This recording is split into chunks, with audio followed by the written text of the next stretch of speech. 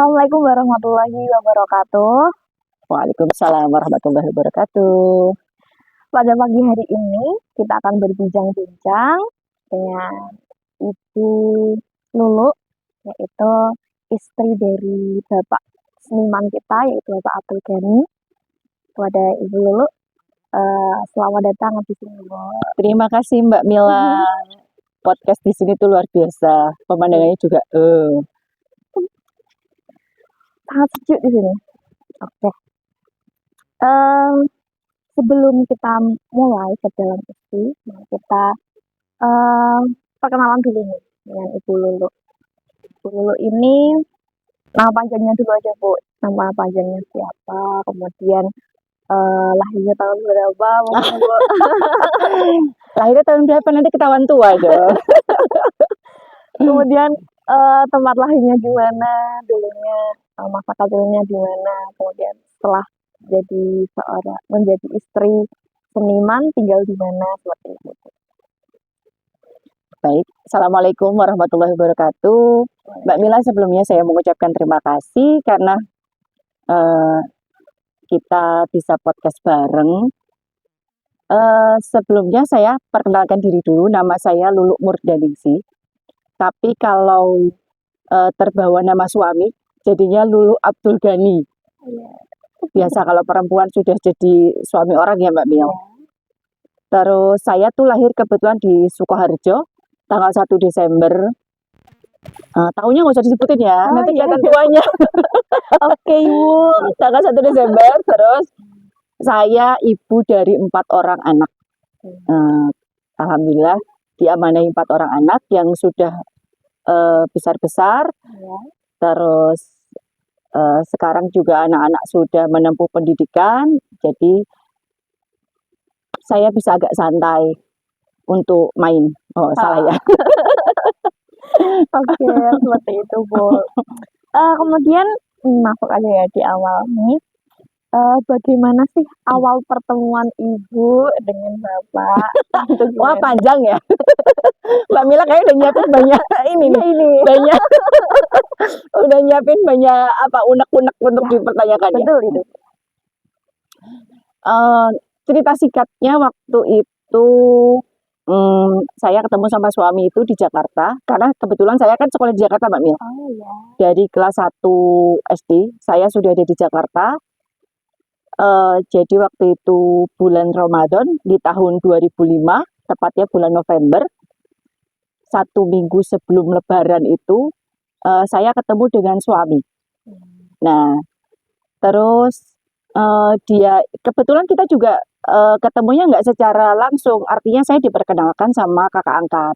Jadi saya punya kakak angkat, terus beliau ketemu dulu sama kakak angkat dulu, dia mau mengadakan pameran, karena beliau kan pelukis ya, mau mengadakan pameran, terus tiba-tiba ketemu kakak angkat, dia bilang, Tom, saya mau cari istri. Gitu jadinya. Nah, setelah itu tiba-tiba kakak angkat telepon saya Mbak Mil. Dia bilang, Dek, ada teman abang mau cari istri. Loh, teman abang yang cari istri, kenapa saya yang ditelepon? Kan bingung ya Mbak Mil ya? Iya, betul. Kenapa saya yang ditelepon gitu kan? Terus akhirnya udah kenalan dulu aja. Nanti kalau nggak cocok, nggak usah diterusin. Oke. Saya ketemulah, akhirnya nemuin beliau berdua. Kebetulan rumahnya kan nggak jauh Mbak Mil, paling cuma sekitar 300 meter lah dari tempatku gitu. Ketemu beliau, ternyata begitu ketemu langsung jatuh cinta pada pandangan pertama ya. Jatuh cinta pada pandangan pertama, ketemu sama beliau. Akhirnya karena itu bulan puasa, kita ngobrol panjang itu Mbak Mil. Jadi kita ketemu itu waktunya sore ya. Tapi kita ngobrol di depan rumahku itu dari sore itu sampai menjelang sahur. Jadi kita ngobrol panjang bareng-bareng sama teman-teman juga. Nah, menjelang sahur, karena memang bulan puasa beliau harus maksudnya dapat titipan untuk belikan untuk sahur teman-teman kantornya. Jadi beliau langsung pamit pulang. Itu awal ketemunya begitu. Nah, situlah kita pisah. Pisah untuk bertemu Iya. lagi maksudnya. Jadi gitu. Terus apa lagi ya? Mau dicerita? Jadi ini Bu, setelah bertemu Mm-mm, pada malam itu, mm-mm, ya. Kemudian kan pasti ada pertemuan lagi apa langsung ini Bu? mm. Jadi kisah cintaku dengan yang ini tuh unik, Mbak. Eh, saya ketemu sama beliau itu tiba-tiba jatuh cinta pada pandangan pertama. Aku sama beliau tuh sama-sama Ya. sudah satu frekuensi. Wah, Beliau sudah wah kayaknya cocok nih. Aku juga wah kayaknya cocok nih. ya. Jadi wah wah wah gitu. Terus eh, kita itu ketemu waktunya nggak panjang Mbak Mila. Karena kebetulan hari itu ketemu, hari itu juga suami paginya harus mudik ke Brebes. Beliau kan orang asli Ya. Brebes. Harus mudik ke Brebes dengan kakaknya. Terus jadi kita melanjutkan pertemuan itu by phone.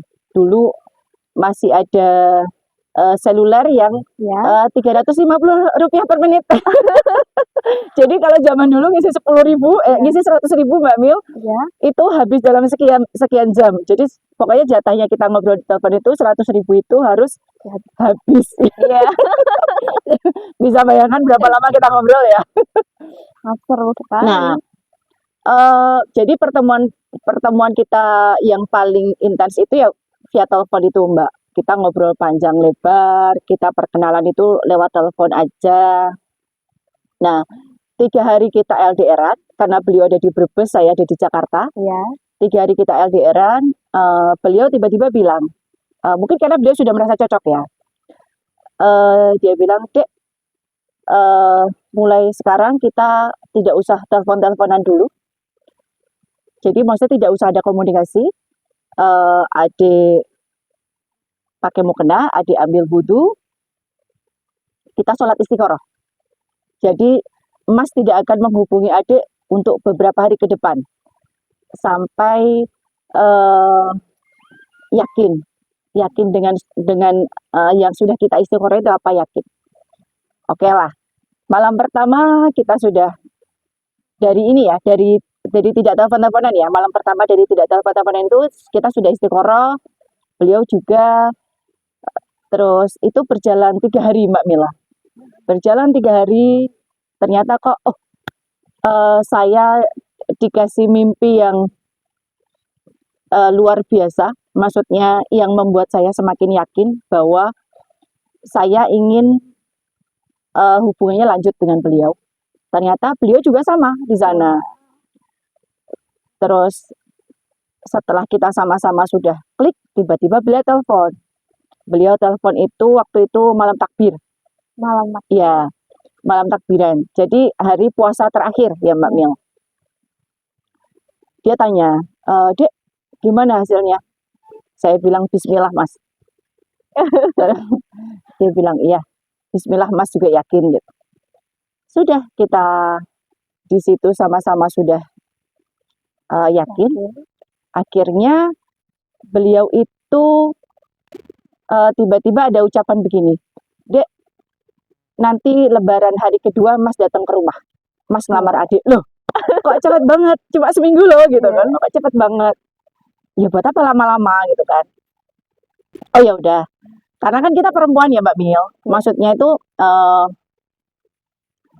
benar nggak ini, maksudnya kita tunggu aja, maksudnya benar nggak ini lebaran kedua beliau datang ke rumah.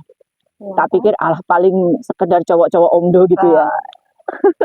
Tapi tiba-tiba ternyata dia pulang dari Brebes, beliau nggak langsung pulang Mbak Mil, nggak langsung ikut kakaknya pulang ke rumahnya kakaknya. Beliau berhenti, beliau minta diturunkan di tempat kakak angkatku tadi. Terus tiba-tiba beliau ke rumah. Dia buktikan beliau melamarku di hari kedua. Di hari kedua lebaran. Nah, agak kaget juga ya Mbak. Karena kan saya tuh punya target nikah di usia 25 tahun. Ya. Sedangkan di tahun itu usia saya itu baru 21 tahun Mbak Mil. Kan berarti masih ada 4 tahun ke Iya, depan. betul. Iya. Tiba-tiba kaget aja loh. Gitu. Ternyata begitu beliau ke rumah melamar, kok dikasih sama bapak sama ibu, diiyakan sama bapak sama ibu. Haruskah menikah semudah ini? Gitu. Jadi begitu ceritanya Mbak Mil. Makanya saya sama beliau sebenarnya tidak ada pacaran. Iya. Perkenalan kita juga disambung lewat telepon. Lebaran kedua beliau sudah melamar, sudah kita lamaran. 2 minggu kemudian sambil ngurus surat-surat kita menikah. Wah, Jadi prosesnya begitu. sebenarnya segitu teman-teman. Jadi tidak ada pacaran. Oke, setelah sah menjadi istri, Eh, masuk ke pertanyaan selanjutnya. aku agak speechless sama unek-uneknya Mbak Mila. Bagaimana sih rasanya hidup sebagai istri seniman? Oh, Rasanya itu seperti ini mau diceritain apa? Dukanya, sukanya? dari dukanya dulu aja, Bu. Hidup jadi pendamping seniman itu roller coasternya tuh kerasa banget Mbak Mil. Jadi apalagi seniman itu karyanya tidak bisa dipastikan apakah setiap bulan laku Ya, ataukah seminggu sekali laku, itu tidak bisa dipastikan. Jadi saya mendampingi beliau selama 20 tahun. Insya Allah bulan November ini nanti kita 20 tahun Mbak Mil. Wah, Pernikahan ke 20 tahun. Terus kalau dukanya yaitu tadi, karena karya itu tidak bisa dipastikan kapan lakunya. Terus beliau juga kebetulan dulu sambil berkarya, beliau sambil mengajar. Awal kita nikah beliau itu dulu mengajar di 2 sekolah Mbak Mila. Jadi mengajar, beliau dulu waktunya berangkat habis subuh, karena kan dari Jakarta Selatan ke Jakarta Pusat, ke Jakarta Utara, sorry. Ke Jakarta Utara tuh jaraknya lumayan jauh Mbak. Sudah jaraknya jauh, macet juga. Jadi mau nggak mau beliau berangkat lebih awal. Nah nanti pulang-pulang itu beliau menjelang maghrib sampai rumah. Nah beliau mengajar di 2 sekolah itu, aku masih ingat banget. Jadi gaji beliau itu untuk ngajar di 2 sekolah itu 700 ribuan Mbak Mil. setiap bulannya. Setiap bulannya itu sudah di 2 sekolah ya. Setiap bulannya udah mengajar di 2 sekolah itu. Nah sedangkan dulu susunya anakku yang nomor 1 itu luar biasa kenceng Mbak. Jadi karena anak pertamaku dulu nggak doyan nasi, waktu kecil nggak doyan nasi. Iya betul, nggak doyan nasi. Akhirnya dia hanya minum susu aja. Dan botolnya tuh yang tinggi itu loh Mbak Mil, yang segini, Oh, iya, bukan yang segini ya. Iya. Ini tuh bisa sampai habis 12 botol satu hari. Satu hari. Karena yang dia konsumsi hanya susu itu. Dia dulu nasi nggak doyan, sayur nggak doyan, cemilan pun juga pilih-pilih. Tidak semua cemilan bisa dimakan sama dia kan. Jadi mau tidak mau gajinya suami itu di 700 ribu itu sekalinya keluar langsung stok susu anak pertama. Anakku yang nomor 1 itu waktu itu sekitar dapat sampai 10 kardusan lah Mbak Mil. Itu untuk stok nggak sampai 1 bulan lah. Iya, nggak sampai, mungkin 1 bulan kurang sedikit ininya. Karena itu tadi 1 hari harus 12 botol tadi. Nah, setelah itu kita bingung dong bertahan dari apa nih gitu kan. Untuk apa ya Mbak Mil, untuk kehidupan sehari-hari. Karena uang gaji suami sudah dipakai untuk beli susu tadi. Jadinya ya akhirnya bertahan, suami cari kesibukan lain dengan misalkan nulis musola, nulis masjid, nulis kaligrafi, kan memang kaligrafi ya Mbak Mil. Ya walaupun kita tahu bahwa itu nggak setiap minggu atau setiap bulan ada, tapi ya begitu. Dan dulu zaman dulu tuh kontrakan di Jakarta tuh luar biasa Mbak Mil. Kontrakan yang hanya lurus kayak kereta itu modelnya. Dulu awal kontrak itu kita bayar 4.500.000 Mbak. Awal. Iya, awal banget kita menjadi pengontrak itu 4.500.000, dan itu hanya lurus aja. Kita harus nyekat sendiri Mbak Mil. mana yang dijadikan ruang tamu, mana yang kamar, terus ke belakang kamar mandi. Dan kalau repotnya kalau ada tamu, Iya. kalau ada tamu tuh harus lewat kamar dulu Iya. mereka kalau mau numpang ke kamar mandi. Makanya kalau ada tamu mau ke kamar mandi tuh deg-degan, aduh, kamar kelihatan gitu. Waduh, kamar kelihatan gitu kan. Tapi ya kondisinya begitu kita kontrak awal itu, Mbak. Padahal di kontrakan itu juga ada lukisan. Ada lukisan, Nah, jadi kita tidur bareng lukisan, betul. bareng lukisan, bareng perkakas lah, bareng Wah, perkakas, bareng cat-catnya suami. Ya itu kehidupan awal mendampingi beliau menikah punya anak pertama tuh begitu Mbak Mil. pernah nggak Bu, pada suatu hari itu benar-benar nggak ada uang sepeser. Pernah banget. Jangan ditanya pernah banget. Jadi dulu prinsipku sama suami gini Mbak Mil. Apapun kesulitan rumah tangga kita, apapun yang kita rasakan di rumah tangga kita, jangan sampai sampai di kuping kedua orang tua. Iya. Karena kita sudah punya kehidupan sendiri. Terus kita juga sudah punya anak. Jadi artinya kita memberikan contoh ke anak. Ketika punya permasalahan itu ya jangan sampai orang tuamu dengar. Kasihan kalau sampai dengar tuh kasihan. Nanti akan menjadikan beban tersendiri buat mereka toh. Nah, tapi Mbak Mil, silentnya kita Ya, untuk nggak ngomong sama orang tua. Kalau orang tua telepon waktu itu, ya. misalkan cucunya ditanya, Dek lagi apa gitu, lagi maem kakung uti gitu, mam pakai apa, pakai kicap. Lu kok mam pakai kicap gitu kan, lu kok mam pakai Iya, iya. kicap gitu. Emang bunda sama ayah nggak punya uang gitu, enggak. Nah itu tuh langsung, wah, aku langsung apa ya Mbak, rasanya tuh sesuatu di dalam hati tuh denger rasanya sesuatu. Kita sudah berusaha diam, tiba-tiba Tahu anak ya. ditanya kan. Nah, ketika ditanya itulah nanti sorenya gitu, bapak sama ibuku datang ke kontrakan. Langsung bawa makanan selauk-lauknya Mbak. Langsung bawa makanan selauk-lauknya gitu kan. Sore gitu. Nanti udah cucunya diajak belanja sama utinya, sama kakungnya kayak gitu. Nah, dulu tuh aku sama suami tuh sering banget meniatkan lapar kita tuh jadi puasa Mbak Min. Jadi ketika kita benar-benar sudah nggak ada uang, kita tuh dek daripada nggak ada nilai ibadahnya diniatin puasa yuk dek. Gitu. Jadi suami kerja, saya di rumah. Yang penting di rumah itu ada stok maem untuk anak-anak. Ya. Karena kan anak pertama sama anak kedua tuh jaraknya pendek Mbak. Maksudnya cuma setahun 10 bulan.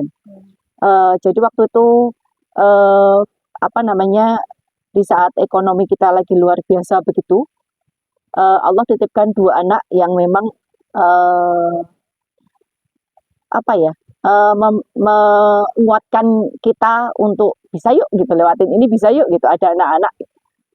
Ya akhirnya anak-anak ikut merasakan bagaimana dulu bunda sama ayahnya sampai beli minyak goreng aja nggak bisa, beli telur nggak punya uang, kayak gitu tuh anak-anak ikut merasakan. Tapi yang penting buat saya katakan kalau masih ada stok telur 1 aja Mbak Mil, itu difokuskan untuk anak-anak. Jadi dimasak, diparuh jadi 2 untuk anak-anak. Kalau kitanya kan sudah diniatkan untuk puasa.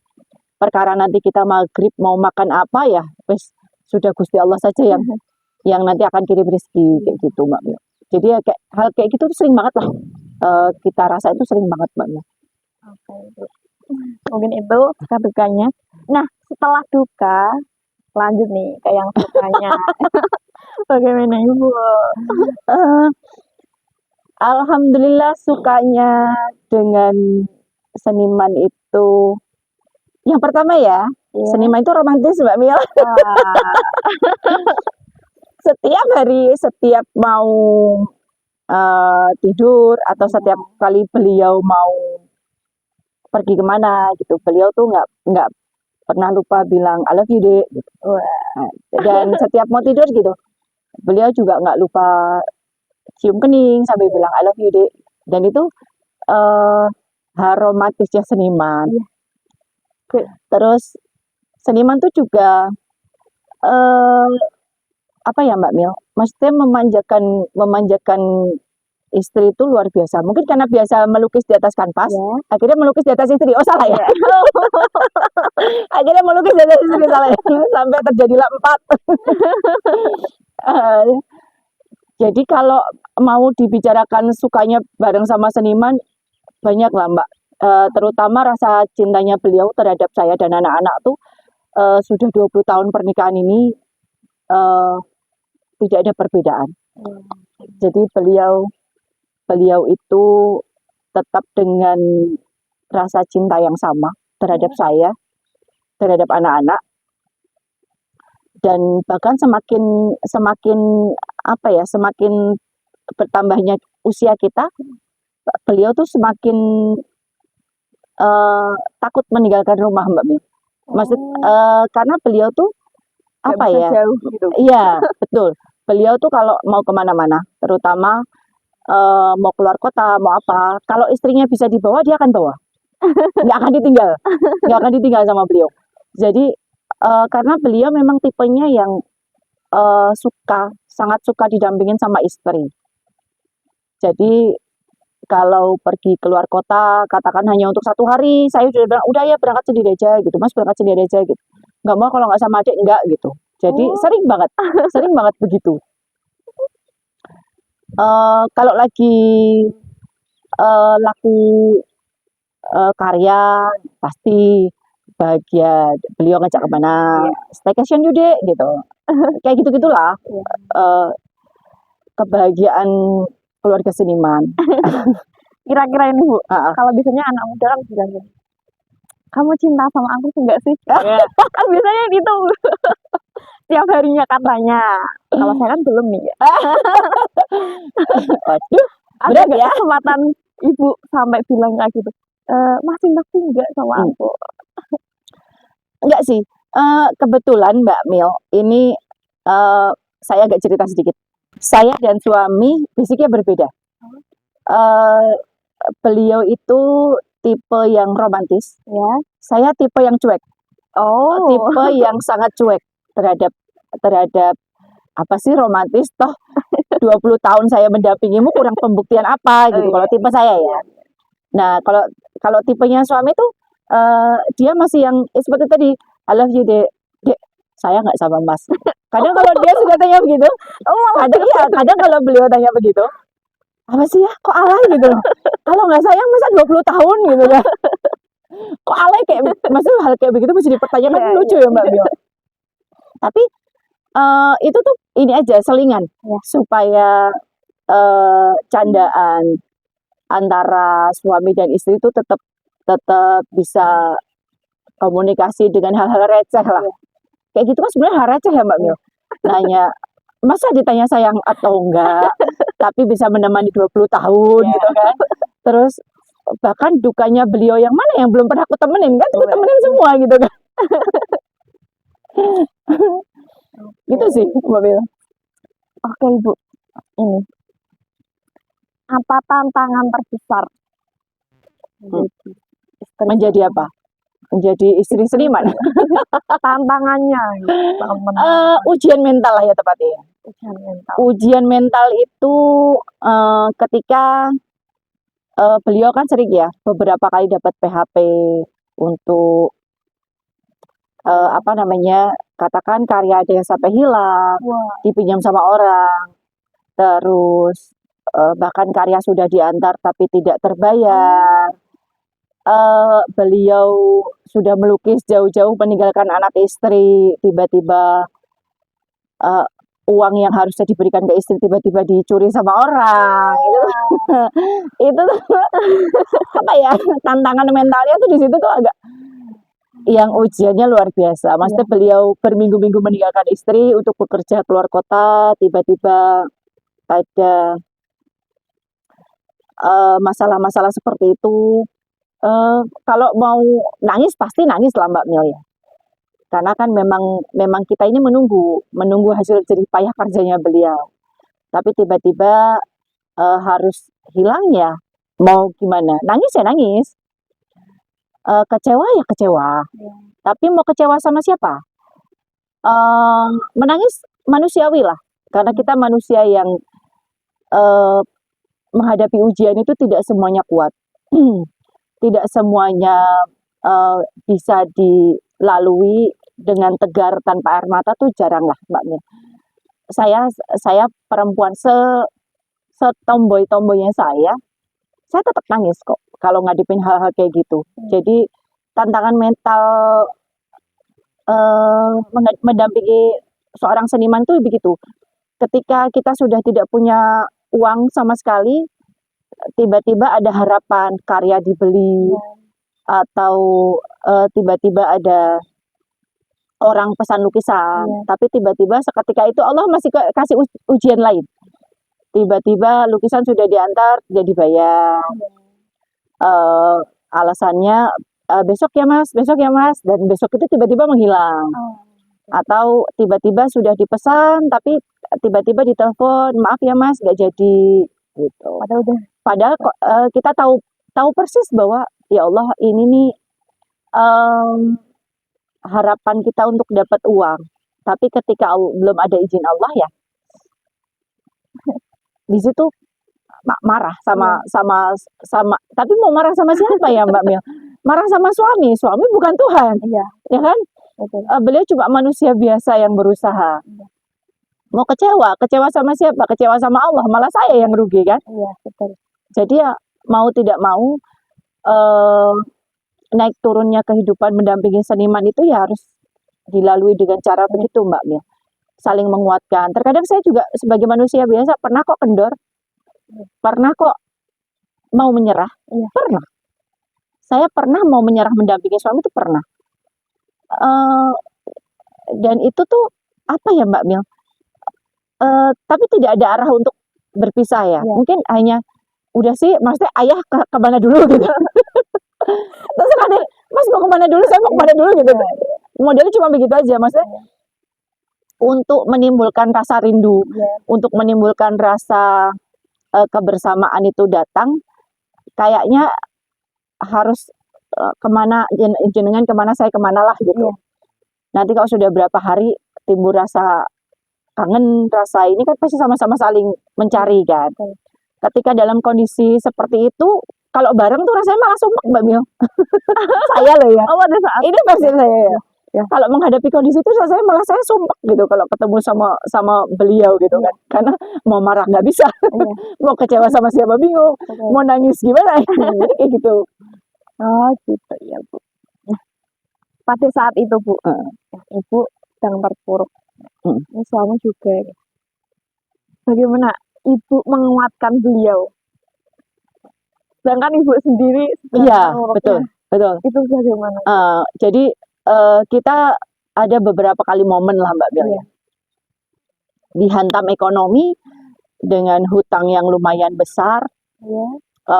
Kebetulan juga ada PHP-an, ada orang pesan lukisan. Terus tiba-tiba kita sudah dikasih berita gembira, mau ada pameran, mau diadakan pameran, otomatis kan kita ada harapan menjual karya. Itu tuh memang ada beberapa momen yang beliau tuh luar biasa shock mentalnya. Saya juga, bukan cuma beliau. Karena menjadi istri seorang seniman itu bukan hanya butuh ini Mbak, bukan hanya butuh keikhlasan menghadapi kehidupan seorang seniman, tapi juga butuh keberanian menata mental yang memang luar biasa. Jadi ada momen di mana beliau